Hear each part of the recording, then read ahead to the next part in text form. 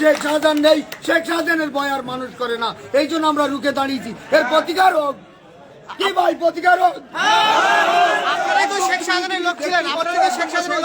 এর আগে যখন শেখ শাহজাহান এলাকায় ছিল তার বিরুদ্ধে কিন্তু সাধারণ মানুষ থেকে শুরু করে তৃণমূলের কর্মীরা কিন্তু বিক্ষোভ দেখাতে ভয় পেতেন। তার কারণ বিক্ষোভ দেখালে একটাই দাবি, মৃত্যুদণ্ড। সে মৃত্যুদণ্ড থেকে বাঁচতে যখন একদম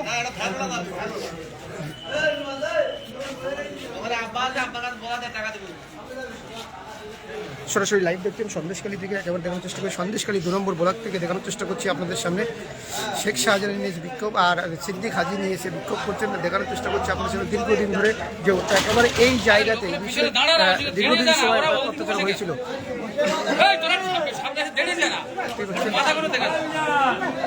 সন্দেশখালীর একেবারে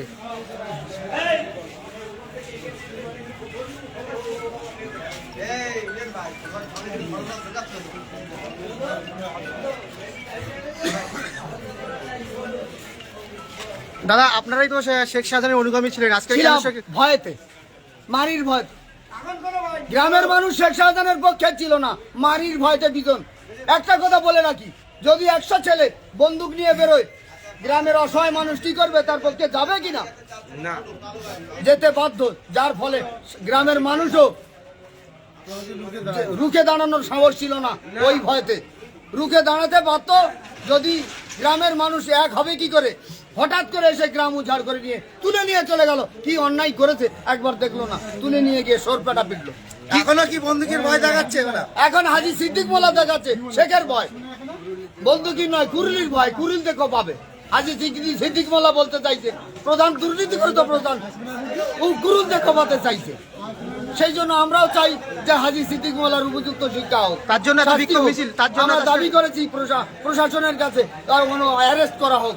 তার জন্য কি বিক্ষোভ মিছিল আজকে? হ্যাঁ, তার জন্যই আজ বিক্ষোভ মিছিল। দুর্নীতিগ্রস্ত প্রধানকে অ্যারেস্ট করা হোক, এই দাবিতে আজকের বিক্ষোভ মিছিল। আপনার নাম? আমার নাম তমিজউদ্দিন মোল্লা।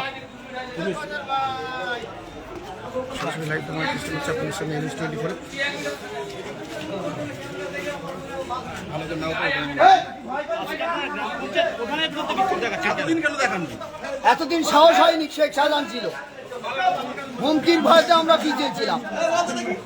শেখ শাহজাহানের ভয়তে আমাদের কিছু বলার মতো ছিল না। আমরা তৃণমূল কংগ্রেস ছিলাম, কিন্তু সন্ত্রস্ত।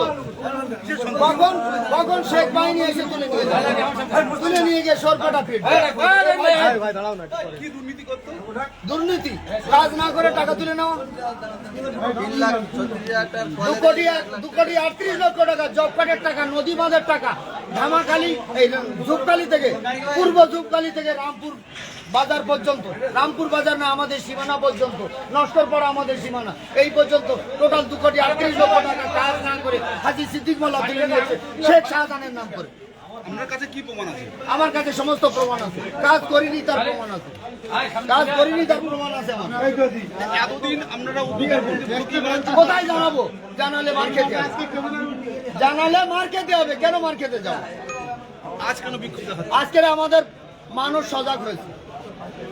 এখন আর শাহজাহানের ভয় মানুষ করে না, এখন শাহজাহান শেখের ভয় মানুষ করে না। এখন রুখে দাঁড়িয়েছে মানুষ আমাদের পাশে।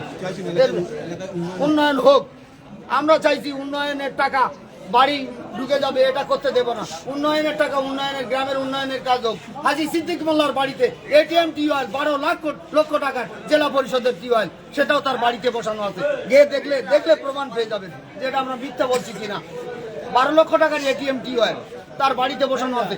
একজন মানুষকে, তার বংশের কাউকে ওই জল খেতে দেয় না, তার বাড়ির মধ্যে সীমাবদ্ধ।